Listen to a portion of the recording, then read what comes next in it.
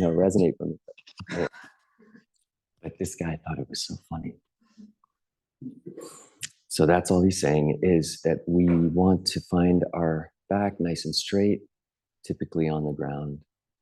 And so if you are on the ground, better that you're not leaning back against something, just because the tendency is to slouch. And it's also, there are kinds of guided relaxations and visualizations for lying down on the floor, of course. But for what we're going to do here, we call mindfulness practice, best that we sit. So as you sit, feel your body in space.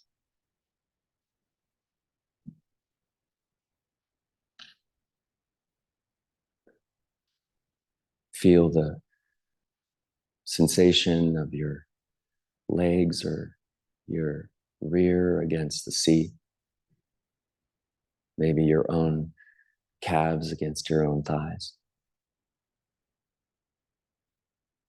If you are leaning back, what that feels like.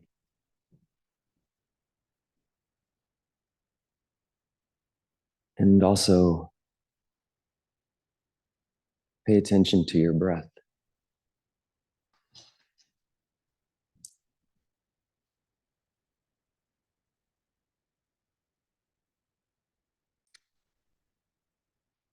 So as you watch the breath, and you can experiment with even labeling it or noting the breath. And make a mental note of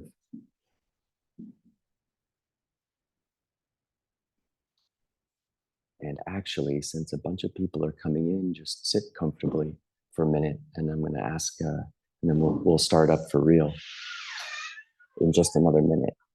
Come on in. No worries. Yeah. So, going to pause on the formal meditation so that others can join us. So one of the things that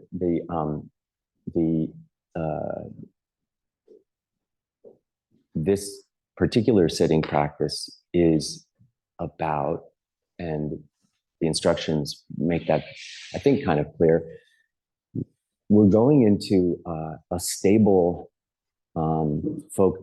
point where it's possible to address our experience of paying attention. And the reason why that's so significant is because we assume that our attention truly corresponds to events, reality that's external to us. It's common sense that what I pay attention to and what enters my attention is real. And so far as finding your car keys or having facial recognition and knowing who you're speaking to, that is all completely sensible and unremarkable. But when you start to consider that all of your sensations, all of your emotional states, that those are real, then you made a leap to something that is actually completely untrue. Because your experience of what's happening around you and how you feel is not the same as what is real.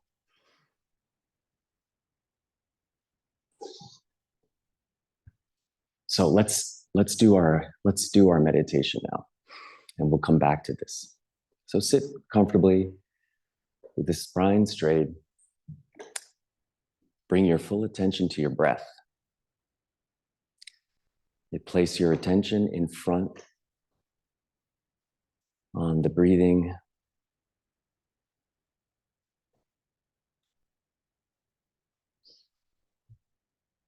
And you're going to really pour your attention, like smother your breath with your attention.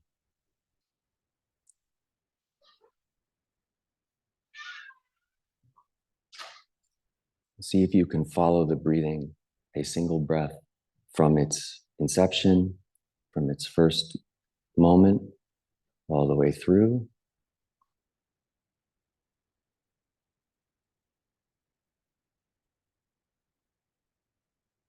Paying attention to where it turns over into an exhalation.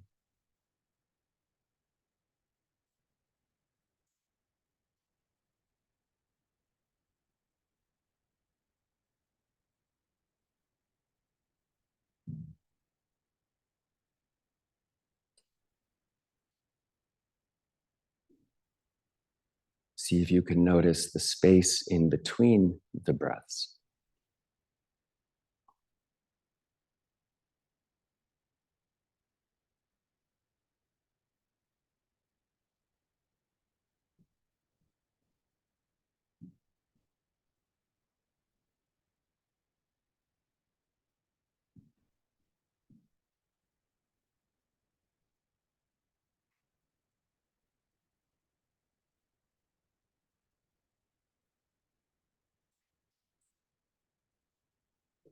Notice sounds as they enter your attention.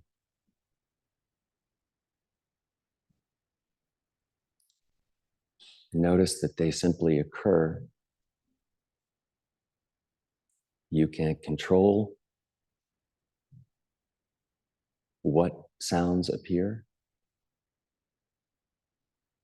You have no way of knowing what the next sound will be.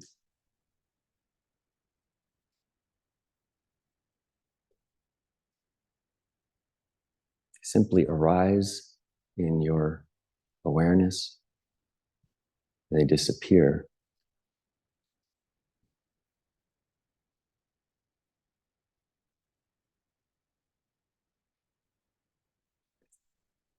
So you're using one small part of your attention to stay linked to your breath, feel close to your breath.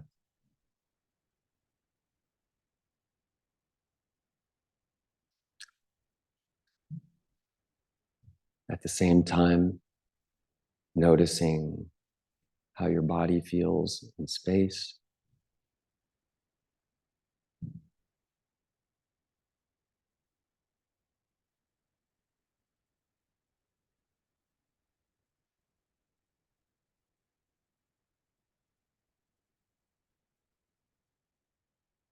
So none of these things that you're noticing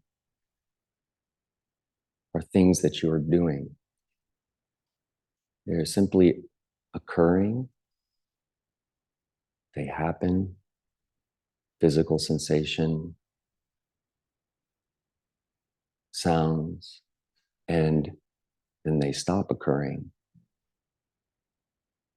See if you can feel that you are simply this field of awareness and consciousness, and that these events are occurring in that field. They emerge as a sensation of the body or as a sound, and then they subside, and again they disappear.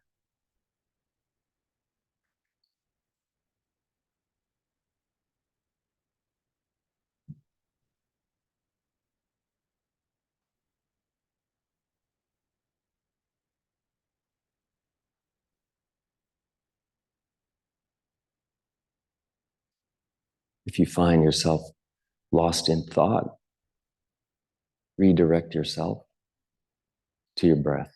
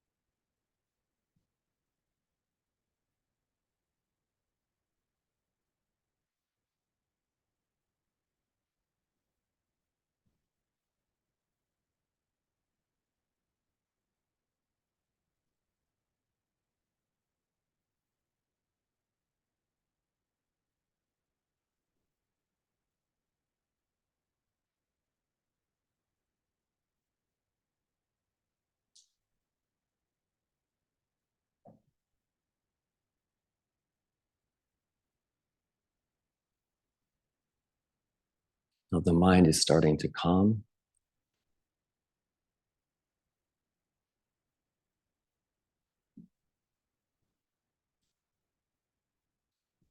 You're going to redirect yourself away from the objects of your attention to the experience and attention itself. Just the conscious awareness in which these things are appearing and disappearing.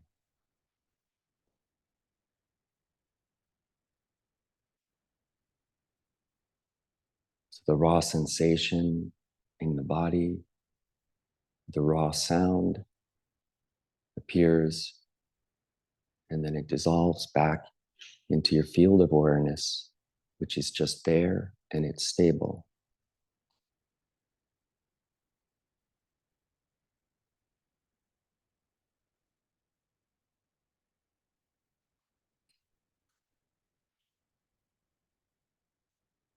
The same goes for your thoughts.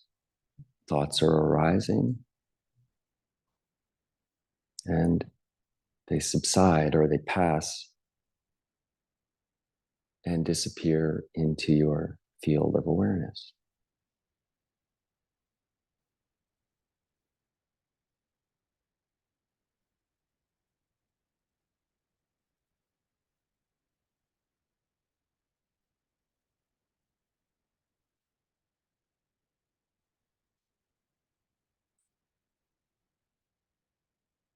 You're just noticing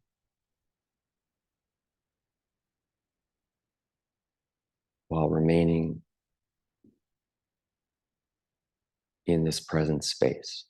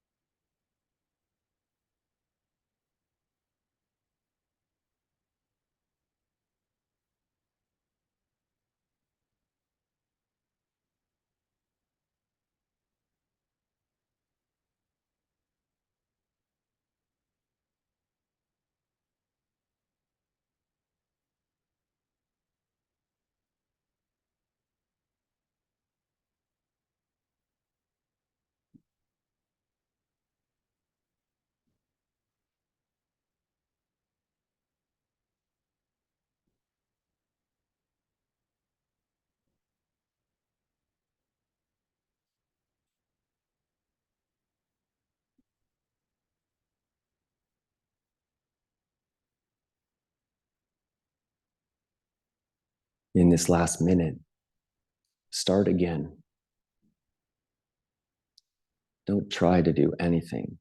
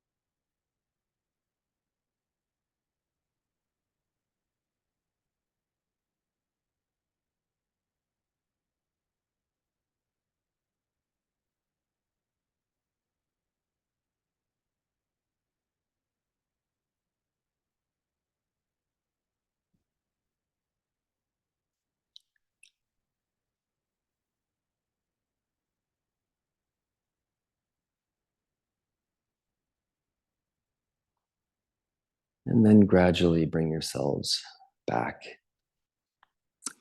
to the room and to opening your eyes.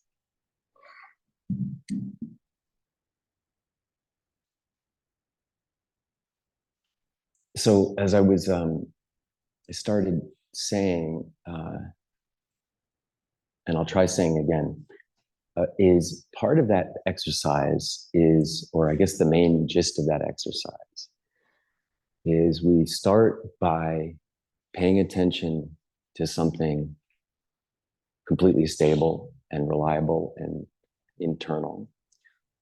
And we start to become aware of how bodily sensations and sounds, which are just automatically occurring and into our field of awareness, that they arise and they disappear.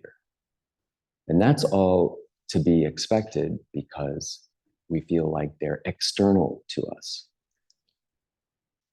Thoughts, which are also, we feel they're internal to us, are imbued with emotional, powerful emotional connections. So I either typically have strong attachment and desire around something, or strong aversion of something that I don't like, or complete indifference about whatever has appeared to my attention and my awareness. But those feelings are internal, whereas the experience is of something that is occurring externally. And so we're learning simply to rest at ease in our basic purity of field of awareness, which is what the yoga says we are. This is truly who we are. So I thought I would spend this talk just starting with the practice chapter of the second, which is the second chapter of the Yoga Sutra. And then we'll just, it's always a good practice to look into some of the practice literature like this. So the second chapter of Patanjali's Yoga Sutra, it begins, tapaswadhyayeshvara pranidhanani kriya yoga. So Patanjali starts his practice chapter by saying that kriya yoga, or yoga of action, which is just yoga, it's another word for yoga, is these three components: tapas, something called tapas, something called swadhyaya, and something called ishvara pranidhana. So tapas means heat, and it means cooking something. So it can mean a cooking fire too.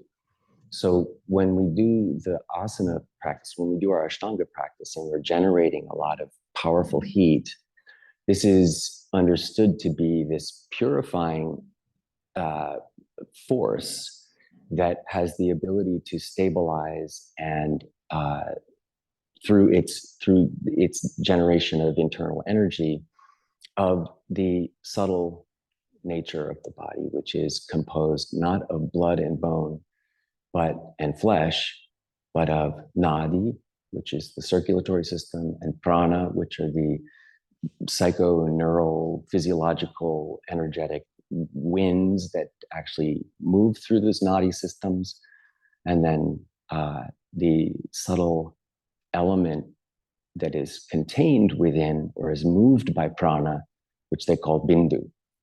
So all to say that tapas is the purifying component of our yoga practice. We need to generate heat. This is what our teacher, Patabi Joyce, would tell us, about the breathing method, for example. Breathing with sound and breathing in that resonant way that we learn to breathe in Ashtanga is entirely about generating internal heat. So somebody who's really good at the internal, in the Ujjayi breath technique, doesn't need to move their body around at all. They simply generate heat through their Ujjayi breath. The second component, he says, is swadhyaya, which means self-study. So it's not entirely clear what Patanjali might have meant about that. His commentary tradition, his commentators, overwhelmingly were part of what's called the Brahmin tradition of the Vedic sacrificial tradition. So they would say that swadhyaya means study of the sacred ritual texts of the Veda. But it's not at all clear in Patanjali that he means that. And why I mention that, and it's interesting, is that Patanjali seems to have hovered in this world, this sort of very interesting in between world between the Vedic sacrificial tradition, the Brahmin intellectual tradition, and the Buddhist tradition, because his ideas and his language are entirely borrowed from Buddhism. So his ideas about, for example, what the yoga practice is doing, how it works, what its purpose is for, how it's supposed to return us to this essential purity of consciousness itself, which is what we're working on in the meditation, all of that stuff is almost verbatim Buddhism. Now, that's not to like make some kind of sectarian claim over Patanjali. It's to kind of try to back up and say, even though you may read a commentary on the Yoga Sutra and where you see Swadhyaya as part of Kriya Yoga, that means study of the Veda. It doesn't necessarily mean study of the Veda. It simply means study of reality. It means study of what is real, study of what is actual and true. So that's my 2 cents on that. And then the third component of Kriya Yoga, the yoga of action, is something called Ishvara Pranidhana.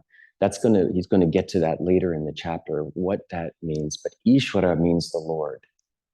And there are many words in Sanskrit, of course, for the ultimate absolute reality, for God, you name it. They are never gendered.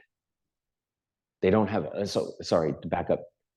The Sanskrit language has genders, and so things are given a masculine or feminine gender. It doesn't even mean that they are feminine. Like a table could be feminine, but that's arbitrary, right?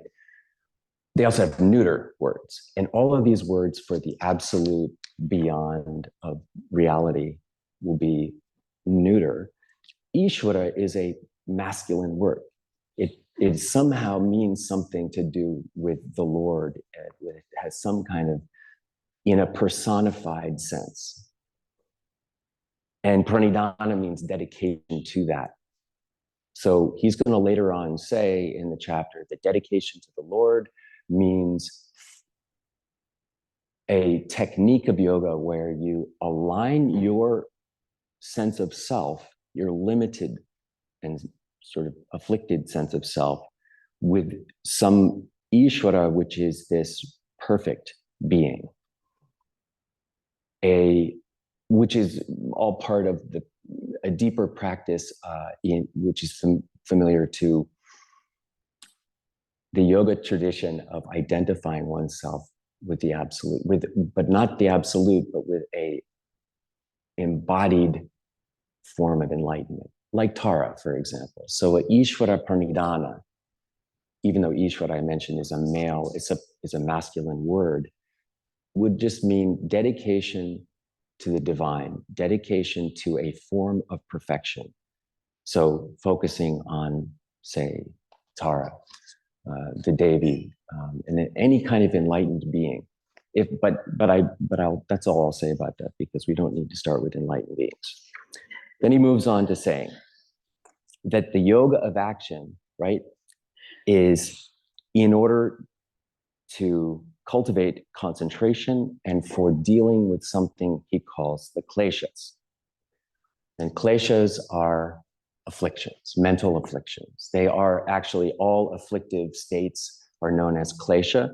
Comes from the word klish, which means to inflict on somebody. So they are the objects, they are mental, particularly mental afflictions. They're much more serious than physical. Samadhi, bhavanartaha, kleshatanu, karanartascha. The yoga of action should be practiced for cultivating concentration and for lessening the defilements. And then he goes on to say that there are 5 kinds of klesha. Avidya, smita, raga, dvesha, biniveshaha, pancha kleshaha. So the defilements, or these kleshas, are of 5 types. misconception, egoism, this is this guy's translation, attachment, aversion, and obsessive clinging to a particular point of view. The one that I'm just gonna like offer in this talk and then move on, we only have a little more time, is the very first one, which is called avidya. So avidya means ignorance. And all of the yoga traditions are related to yoga. This includes whether it's a a Hindu transmission or lineage of yoga, or Buddhist transmission and lineage of yoga. They will say that the fundamental condition, existential condition that yoga is there to deal with is suffering arising from ignorance, from avidya. And so this word obviously is quite important to understand what it means. So ignorant of what? What are you ignorant of? Well, he starts by saying that this avidya is actually the breeding ground for all the other defilements. So those other ones, if you can deal with avidya, then you're kind of one-stop shopping and you're dealing with the whole host of other problems. And then finally he says, anitya shuchi dukkhanatmasu nitya shuchi atmakyatir avidya.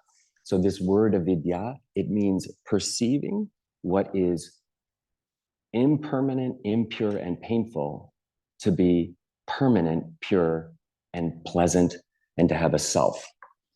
So it's a mistaken notion of things having an ultimately existing self-substantial reality from its own side that they simply don't.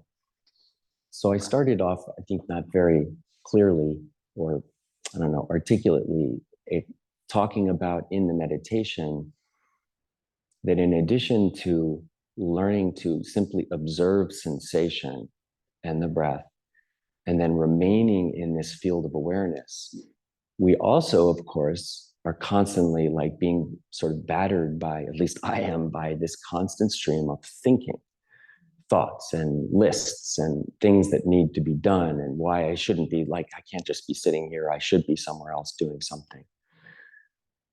So my sense is that those things that are occurring to me and the senses, experiences that I'm having, the fear, the anxiety, the self-doubt, the anger, the resentment in particular, or even the good feelings that are arising from those thoughts are coming from their respective experiences, the thing that I need to do, and I have resentment around that.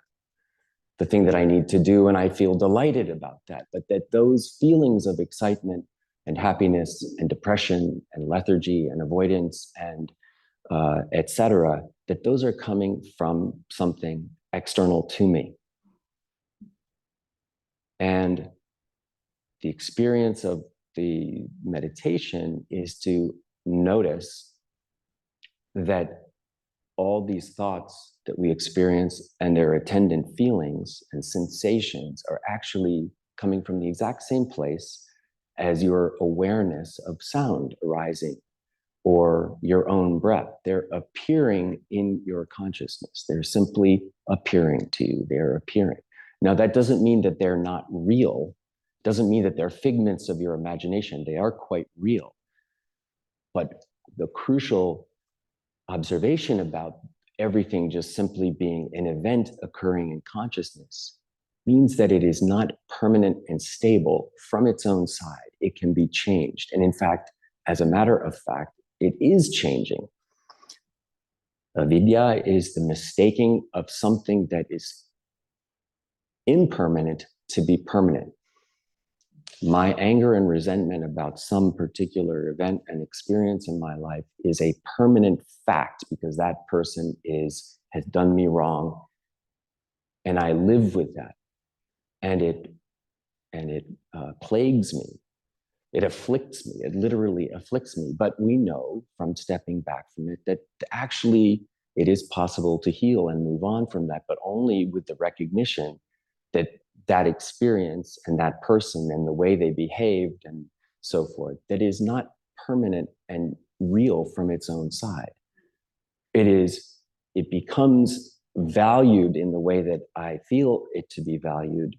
It has that valence based upon what I invest it with.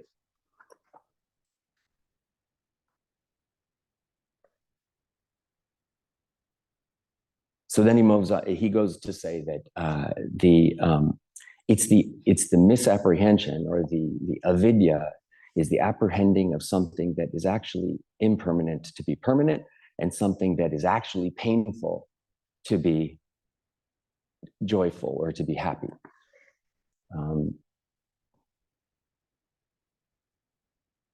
No, I think I'll leave that one alone. No, I'll just leave that one alone. But I want to say that so this again, going to this word of ignorance and how essential it is for this tradition. This is not ignorance of the kind that you can correct by simply filling in knowledge that you don't have. This is another, a contemporary meaning of ignorance is simply that person doesn't know that they are ignorant of blah, blah, blah, right? So and sometimes, of course, we associate ignorance with bad behavior based upon mistaken ideas. That guy's really ignorant and therefore behaved in this bad way. The problem, or the essential thing to know about this word avidya, is that it is the negation of a word that means knowledge, that means correct knowledge. So knowing something correctly is to know that it is impermanent, that it only exists in an interdependent relational way, that you relate to it. It couldn't possibly exist non-relationally. Nothing exists non-relationally. What does that mean? It means that that person who you feel is a bad person, they cannot ultimately be bad. There's no such thing as an ultimately bad thing. They only bad relationally, which is very crucial in shifting, in sort of bringing to oneself a sense of possibility that things do change, that they must change, they will always be changing. And so my ignorance is not only a lack of knowing that, it is an active knowing something that is wrong. I'm absolutely certain that that person, let's give a different example. I'm absolutely certain that this new shiny thing in my life is making me happy. That is from its own side. I'm certain of that. But this is the view of the lack of understanding something. This is avidya. So what is it that I don't understand? I don't understand that the new car smell is going to fade.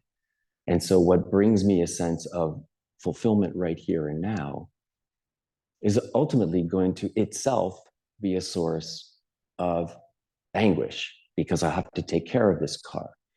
It will cost me. It'll be another, hassle in my life. So how is that related to this yoga of action? So the yoga of action, going back to the beginning of the chapter, Patanjali says that it is for, remember,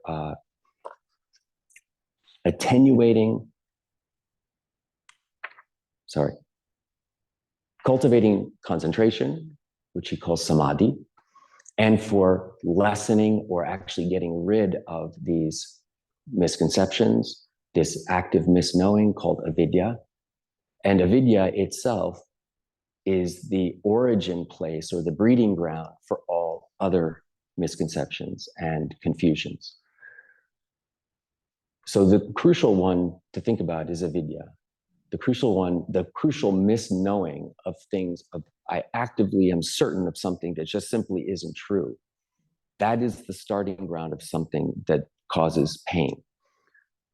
And so that's the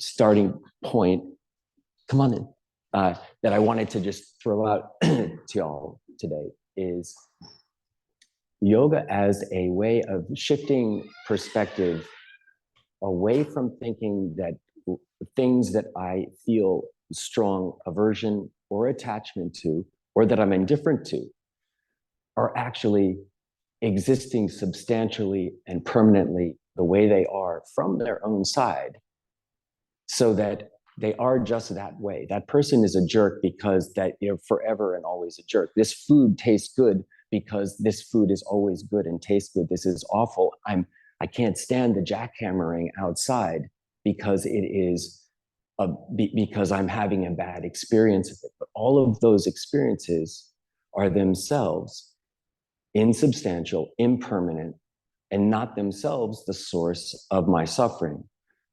The source of my suffering is my investing them with a permanent and a substantiality that they simply don't have.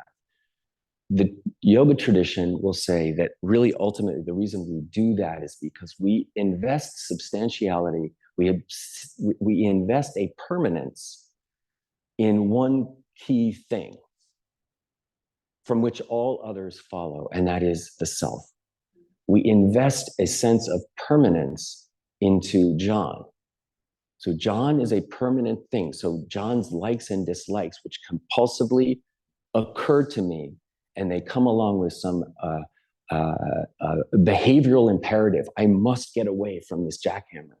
I'm thinking of Michelle and that conversation right now. I hear jackhammering outside. It is intolerable. It must be eradicated somehow. So we can either live in a world like that where jackhammering occurs and then we're at the mercy of that, right?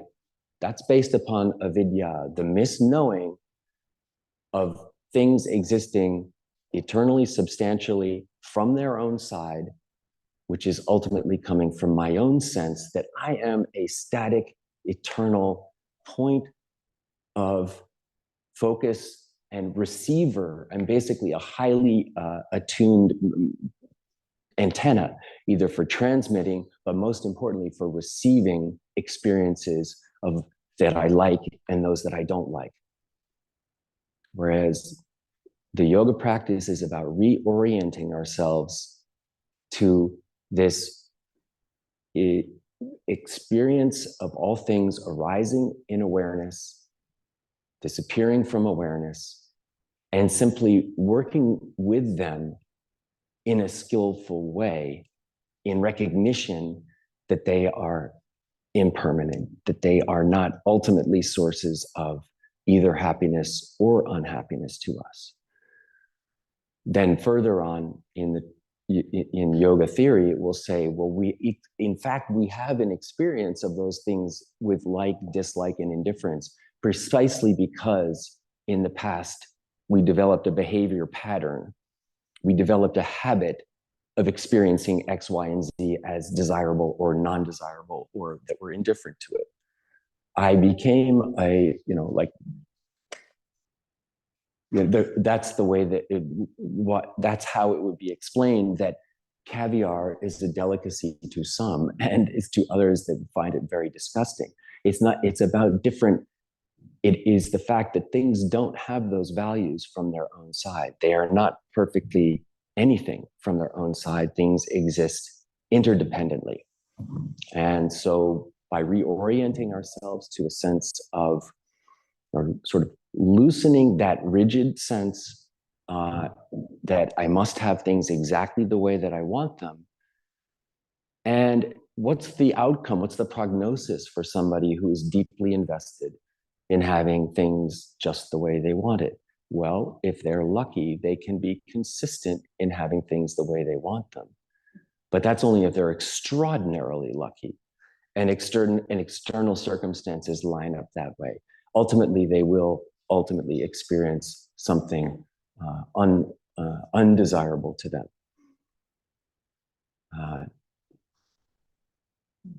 Shantideva, the great Buddhist poet, wrote that if you want to protect yourself against,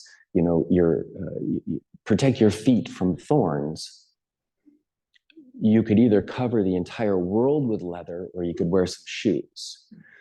So simply by addressing the fact, acknowledging that we have this root condition called avidya, this klesha, this root klesha that afflicts us, which is the misconception that things exist purely, ultimately, self-substantially from their own side,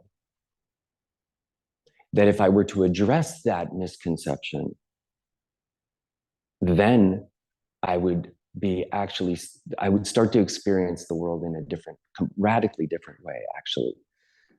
Not only just different way, but as a way where, meaning is completely shifted, where one's own purpose starts to be aligned with the well-being of others around me. There's no way for somebody with a substantially a permanent sense of self to ultimately care for the environment and people around them. Not ultimately. They will within a certain select circle of people that they need to look out for. But beyond that, that just simply, there's no upside to that. But by recognizing that the self is not even, forget about it being not eternal, forget about it being impure. According to yoga, it doesn't exist. We don't have a permanent, eternal self. We are a process. And that process is engaging in a network of processes, which are other beings and experiences. So that's a vidya for today. Okay, thank you.